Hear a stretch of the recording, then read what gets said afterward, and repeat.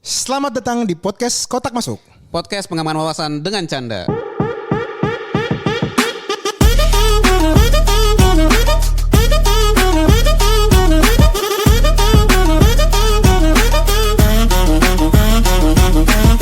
Hola. Baik lagi di podcast Kotak Masuk Kembangkan wawasan dengan canda. Idi Niko. Seger ya? Seger dong. Seger dong. Ya, tapi malam-malam gini nih Nik. Hah? Dan apalagi kita lagi di bulan Halloween. Bulan Halloween, spooky dong ya? Wah, banyak yang mencekam bro. Apa nih salah satu yang mencekam nih bang? Ya pada pasti keuangan. Betul. Apalagi gue tuh akhir-akhir ini ada temen gue yang kemarin kan kita udah ngomongin judi online. Ya. Nah sekarang balik lagi nih Nik. Ada kayak namanya scam-scam baru. Gimana tuh bang? Kemarin tuh gue ketemu sama temen gue. Masih ada dia kena terkait investasi bodong Nik. Masih ada tuh ya investasi bodong ya? Iya. Gue kira di zaman 2024 ini sejak pergantian presiden gak ada. Tetap Baru ada ya? kemarin. Tetap Ya, ada ya? tetap Oke. ada. Nah lu kan ini pernah kita bahas juga kan Yeah. terkait informasi keuangan segala macam.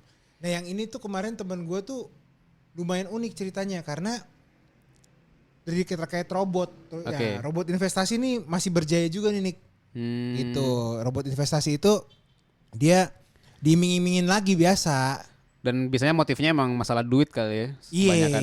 Iya. Apalagi ditambah dia menggaranti lagi. Oke. Pasti balik 30%. Makanya gue bilang, ya lah bro, kena lagi gue bilang. Masa gak belajar dari kesalahan yang lalu betul, gitu kan? Betul bro. Nah lu ada lagi gak? Yang baru-baru lagi nih Gue mungkin scam nih. pastinya insya Allah sih moga-moga gak kena scam model investasi bodong gitu ya. Cuman gue tuh pernah punya satu pengalaman baru aja kemarin waktu di Singapura. Kan gue Singapura itu kan selesai di bulan Agustus gitu kan. Nah gue balik ke Singapura tuh awal Agustus dengan niatan akhir Agustus atau pertengahan tuh gue pulang. Cuman pas gue sampai di airport kan gue biasanya kan langsung buka aplikasi banking gitu kan yang memang Bank Singapura gitu gue buka dan ternyata gue menemukan ada beberapa transaksi yang gue nggak kenal gitu. Kok bisa? Nggak ngerti. Jadi kan gue pikir yang namanya kayak transaksi online kan sekarang udah canggih-canggih kan. Ya. Setiap kali lu mau beli gitu ya, beli di toko misalnya oranye atau toko hijau, kemudian lu masukin informasi kartu debit lu, kan kartu debit sekarang udah bisa nih dipakai buat transaksi online. Kalau dulu masih kartu kredit. Itu kan pasti ada OTP tuh, one time password. Yap. Gitu kan. Nah, setiap kali gue transaksi sih selama ini selalu pakai OTP. Nah, tapi ini yang terakhir ini nih aneh nih. Gue bisa sampai kena 11 transaksi. Ada 11 kali transaksi iTunes sama TikTok. Tapi TikToknya US, bukan TikTok Singapura ataupun Indonesia. Dan total yang gue kehilangan itu $175. Gede banget nih. Hampir 1,9 juta lah gitu. Nah, terus ya panik gitu kan. Sebenarnya ya kan uangnya bisa gue relakan gitu. Sebenarnya bisa gue relakan, tapi kayaknya gue mau coba nih. Karena di Singapura sebenarnya salah satu memang yang kita kenal kan Singapura adalah negara yang aman gitu kan. Lu mau jalan pagi jam 2 subuh gitu juga orang nggak ada tuh yang berani ganggu lu gitu karena mereka ada CCTV apa segala macam. Tapi justru cybercrime yang paling banyak Di Singapura sana. di Singapura gitu. Jadi gue ngerasa kayaknya ini memang ternyata modusnya gue baru berasa nih. Nah, nggak lama gue langsung telepon ke banknya. Ada hotline khusus untuk pengaduan fraud gitu ya. Dan alhamdulillah sih balik sih uang gue gitu. Balik? Balik gitu. Dibalik. Jadi dia nanya transaksi apa nih yang mencurigakan yang lu nggak authorize. Terus gue jelasin tanggal sekian nominal, tanggal sekian nominal. Nah tapi di sana dia sebenarnya udah buka data gue. Dia cuma mau mastiin. Lo ya bener lah, ngadunya bener. Ngadu yang bener dan mereka memang bilang biasanya customer nasabah mereka itu kehilangan uangnya atas transaksi e-commerce dan salah satu yang gue alami itu adalah yang masuk ke dalam fraud itu Ya, gitu. dan gue juga mau ngupdate juga bro. Gue gue nih pribadi pernah kena scam online, jual beli online. Jual beli online? Iya gimana jadi tuh? gue ngeliat di Instagram ada satu toko kemeja, gue ingat banget tuh kemeja. Itu tahun 2021 lah kejadiannya. Ini kemeja anak muda banget lah. Gua kan belum pernah flanel gitu, bukan? No, bukan flanel kayak apa tuh yang baggy gede-gede gitu Oh, loh nih. Yang iya, warnanya iya. warna-warni lah. Iya. Karena kan gue udah nggak di Astra kan, nggak di tempat yang lama. Ya udah sebut aja lah. Ya udah nggak di sana, gue mau pakai kemeja yang agak warna-warni. Iya. Harganya murah. 250 atau 200.000 gue lupa satunya. Oke. Gue langsung beli 2 di Oke. Instagram itu. Jadi dia nggak ada toko online-nya nih. Oh, di jadi platform Shopee, Tokped dia nggak ada. Ya. Jadi jualannya perseorangan gitu ya. Perseorangan dan dia tidak melayani COD. Nah, gue kan asal ya udahlah. Gue percayalah toko online ini. Gue juga ngeliat followernya banyak. Followernya banyak, komennya juga positif, ya kan. Cara pembayarannya gampang, terverifikasi. Dia juga bilang dan dia bukan pre-order nih. Jadi langsung nganter. Oke. Nah, terus gue pesen, gue bayar 400.000 lah. Abis gue bayar, ternyata tokonya nggak ada bro. Gak dikirim tuh barang ya? Awal gue curiga 3 hari nggak ada ngirim barang, terus hari keempat gue chat. Oh dia bilang, oh iya pak lagi ini. Gue kan minta resi kan, lagi kalau dalam pengiriman gue minta resi. Gak dibales lama. Wah pak mohon maaf pak ini karena lonjakan ordernya banyak bla bla bla. Sampai seminggu bro, tiba-tiba tuh toko gak ngejawab segala macam. Terus tiba-tiba hilangnya dari Instagram. Oh, jadi emang niatnya nipu ya? Nah awalnya gue kira gue bertransaksi banknya itu kan nama orangnya tuh. Iya. Gue kira dia ownernya, ternyata bukan men. Itu punya siapa? Gak ngerti itu punya siapa. Gak ketahuan juga ya? Mau ditelusuri juga gak bisa ya? Iya jadi jual beli online yang seperti itu banyak juga nih. Iya. Apalagi dia memanfaatkan orang-orang kayak gue yang gak terlalu teliti ya. Benar. Untuk ngecek toko, untuk nelpon orang gitu ya. Ini bener gak sih lo pernah? Karena kan kalau di Instagram lo gak bisa ngeliat kayak di Tokped. Iya. Lo bisa ngeliat produk terjualnya berapa, terus reviewnya gimana, fisik barangnya seperti apa. Nah sejak itu gue udah gak berani lagi tuh belanja online yang kayak semi scam, udah scam lah itu hitungannya ya. Iya. Bahkan kalaupun misalnya lo belanja di toko e-commerce warna oranye atau hijau pun juga ada potensi lo bisa kena tipu juga sebenarnya kan. Iya kalau gue gak ngeliat tadi review, jumlah barang yang terjual, itu kan penting kan buat kita belanja sekarang kan. Nah, ini gue juga ada satu sumber dari cekrekening.id. Jadi ini adalah tempat yang disiapkan oleh pemerintah untuk lo melakukan pengaduan. Oh apa namanya? Cekrekening.id. Oke. Nah jadi kalau lo ngerasa lo kena tipu atau lo misalnya kena scam, lo bisa ngadu di situ gitu. Anjay. Ya masalah di follow up-nya moga-moga di follow up dan diselesaikan gitu ya. Nah ini dia mengumpulkan data dari 2017 sampai 2024 itu ada total 587.000 pengaduan. Gila banyak banget bro. Banyak, ratusan ribu, 500.000 lebih. Nah dari 587.000 itu 511.000-nya adalah aduan scam jual beli online. Yang tadi gue cerita Yang tadi lo cerita tadi tuh. Kan sering kan kayak misalnya nih beli misalnya handphone yang datang batu. Itu apa sih? Batu ada. Ya kita nggak tahu siapa yang jadi oknum ya. Apakah penjualnya tokonya, atau ekspedisinya kita nggak tahu gitu. Atau mungkin si bayarnya juga sebenarnya barangnya yang datang beneran HP tapi dia klaim kan bisa jadi. Atau misalnya kayak belakangan yang lagi rame tahun terakhir itu kan konser kan. Iya kan, WTS nih, want to sell. Nah pas di chat misalnya masih ada nggak? Masih, transfer hari H hilang, kabur gitu. Jadi ada 511.000 aduan scam jual beli online. Kemudian 37.000 itu investasi online fiktif. Investasi yang tadi gue cerita di awal, robot-robot itu ya. Robot-robot itu. Terus ada 22.000 itu scamming. Nah, scamming ini kayaknya modelnya itu data identitas lu dicolong gitu. Yang lo tadi. Ya, yang kayak gua. Terus 10.000 itu pinjaman online. Dan ini yang kecil 3.600 itu adalah web phishing. Ya, jadi istilahnya dia mencoba gini kayak jadi ini lucu nih. Kemarin gua sempat share lu TikTok kan. Ya.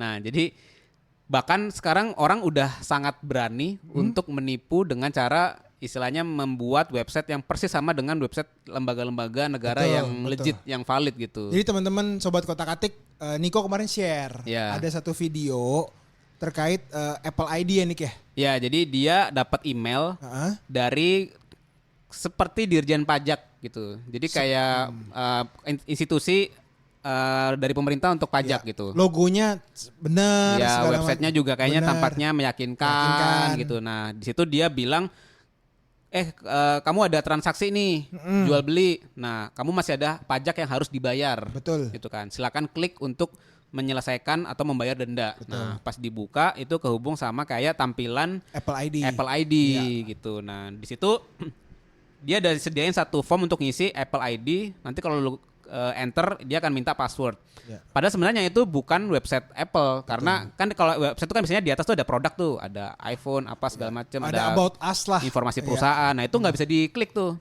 Nah, Kayak dummy aja ya.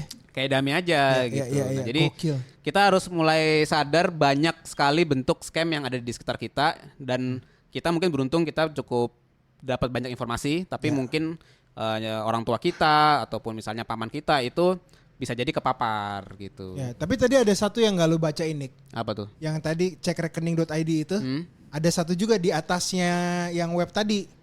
Oh iya. Yaitu adalah prostitusi online. Jadi kayaknya ada orang-orang yang mengadu ketipu betul. prostitusi online. Ada namanya love scam. Jadi merasa ditipu dikiranya ngedate, Ya. ternyata dikuras. Itu juga banyak filmnya di Netflix tuh, men. Sama mungkin ada bapak-bapak yang mungkin ketipu masalah VCS. Video call seksi, Iya, ya kan? iya. Jadi teman-teman atau sobat kotak-atik lah ya, tolong agak bijak nih Benar. terkait belanja online apapun itu. Benar. Lo mau beli apapun itu sekarang, yang pertama ke record. Ya. Tapi yang kedua, lo bisa kena tipu seyakin apapun diri lo sebenarnya. Benar. Jadi ada beberapa alasan lah ya orang kena scam Ya, gitu. ya, Jadi kalau mungkin gue bisa jelasin 6 gitu ya. Ya. 6 alasan orang kena scam itu 28% itu tergiur insentif masalah duit. Kemudian 22,7% itu dia merespon terlalu cepat. Jadi dia nggak sempat mikir. Gitu. Kan ada tuh sempat kan kayak misalnya Bang Moses boleh transfer gua beliin gua pulsa nggak? Ya. Nggak pikir panjang. Ternyata itu bukan gua gitu.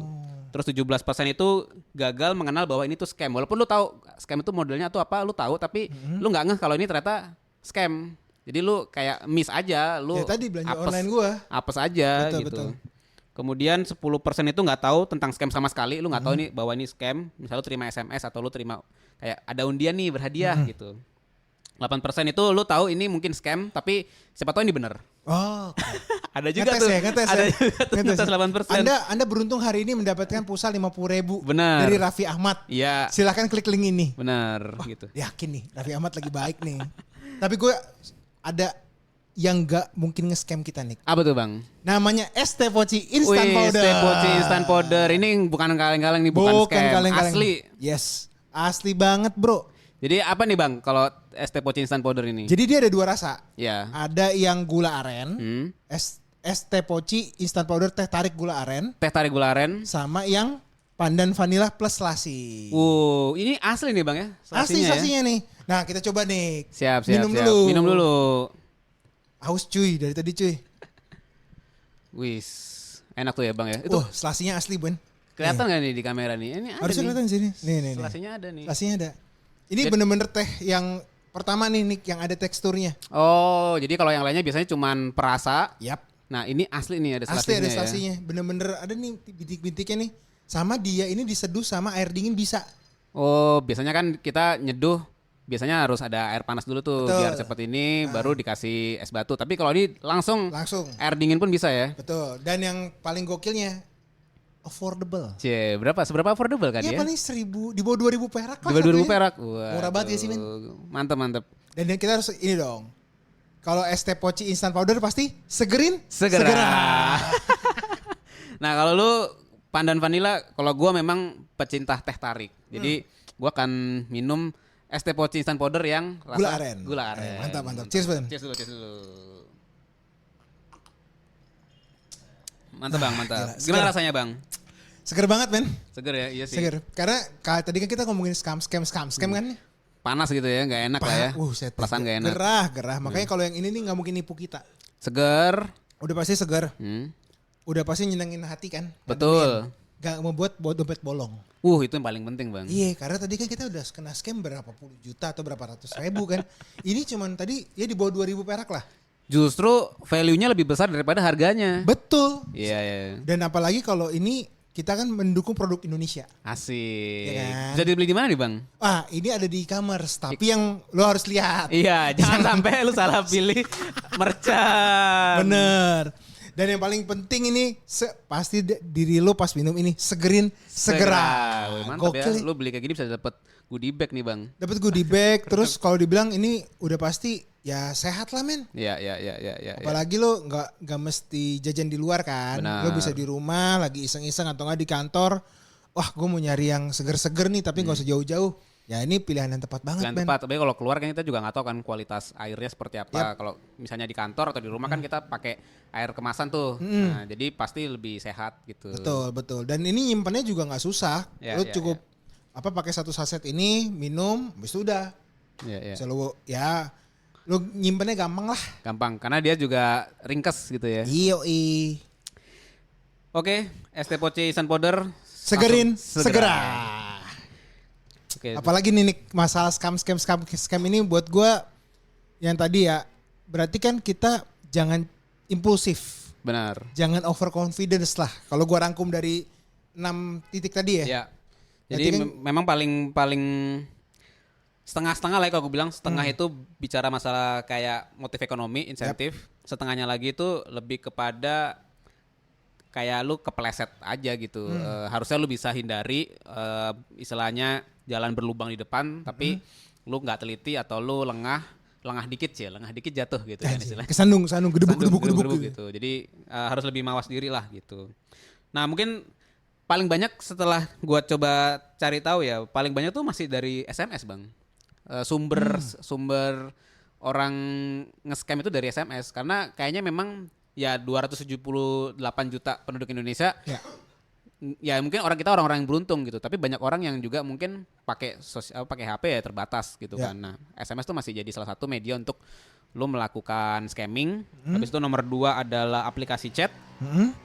Yang ketiga adalah telepon. Jadi tiba-tiba lu ada nomor telepon tuh gitu. Apalagi juga zaman sekarang kan udah ada AI ya. AI itu bisa niru suara kita kan. Bisa niru suara ya. Yoi, jadi hati-hati juga sih ketika misalnya lo ditelepon nih, tiba-tiba mungkin suara nyokap lo tapi bukan nyokap lo. Iya. Mungkin suara istri lo tapi bukan istri lo. Nah jadi tetap lo harus mungkin double verification kali ya. Benar. Jadi ketika lo ditelepon sama nomornya tidak terkena, yang enggak lo save segala macam ya jangan lo serius-serius banget gitu loh. Gue tuh ada satu pengalaman ya, cuma perlu diceritain apa enggak nih? Kalau bahaya jangan, saran gue. Enggak sih, enggak bahaya. Jadi ya singkat aja lah ya. Jadi gue tuh dulu, kita kan masih junior lah ya. Kalau awal-awal setahun 2 tahun di kerja. Oke. Jadi kadang-kadang kan ada bukan atasan lah ya, tapi orang yang lebih senior yang telepon kita atau kita ada project bareng gitu lah. Ya. Pernah tuh suatu ketika ada telepon masuk. Suaranya persis banget sama orang yang gue kenal. Oke. Yang janggutan gitu ya, ketawanya tuh khas banget. Oke. Nah terus tapi nomornya nggak gue kenal. Oke. Kayak ini nomor siapa nih? Cuman ya kita kan kadang takutnya ini orang penting, jadi kita angkat aja. Apalagi lu misalnya orang sales, ya siapa mau telepon lu angkat gitu kan, diangkat. Gue nanya ini siapa, terus dia dengan aksennya, ketawanya, hahaha, masa lu nggak kenal sih Nick, parah banget lu nggak kenal gitu. Nah gue langsung terasosiasi, ketawanya, karakter suaranya tuh kayaknya orang ini nih. Terus dia nggak jawab, tapi gue jadi kepancing. Oke. Gitu, kejawab tuh. Nah, masuklah gue ke pusaran pembicaraan yang aneh-aneh gitu. Jadi ini kalau di konteks gue tuh, dia tuh bilang, ini karena kita punya dulu bisnis lelang, jadi pas banget nih. Gitu, Nick, gue lagi ikut lelang nih Nick. Gitu. Nah, gue udah punya pembeli.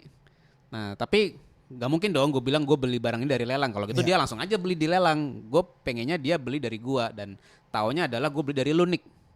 Nah, nanti dia akan telepon lu, bilang bahwa lu ambil barang dari ini ya, lu bilang aja iya, udah gampang kan gue pikir itu nggak ada motif, nggak ada gua harus transfer, nggak ada apa, nggak ada beban lah, nggak ada resiko lah gitu. Terus ya udah, oke siap, nanti kalau ada telepon gua angkat. Nah feeling gua nggak enak tuh, namanya soalnya Kok Aseng. Sopo ini Kok Aseng gitu kan, jadi terus? Kayak akhirnya nggak gua angkat, tapi gue akhirnya ketersadarkan ini kalau gue angkat, gue sempat angkat tuh. Halo Pak Niko, iya nih saya yang mau beli gadget dari ini gitu. Ini bener ya barangnya Pak Niko ya? Nah untung gue sekelibet tuh, gue mikir ini kalau gue ngomong iya, terus ternyata ini hanya akal-akalan fiktif, dia bisa ngejar gue nih. Anjir. Kayak Pak saya udah transfer nih. Gitu. Jadi itu gue nggak tahu itu ceritanya kayak gitu atau enggak. Kalaupun misalnya gue bilang ya, tapi sama gue tersadarkan lah gitu. Jadi kayak untung gue langsung tutup, udah pokoknya. Dan gue tau nggak, gue pernah loh mengkonfirmasi ke orang yang namanya gue sebut karena gue pikir suaranya mirip. Terus? Enggak, gue nggak pernah telepon lu nih. Jadi kayak gue nggak tahu tuh AI atau enggak sih, itu bukan belum zamannya AI. Belum zamannya AI ya. Tapi gue juga pernah kayak lo.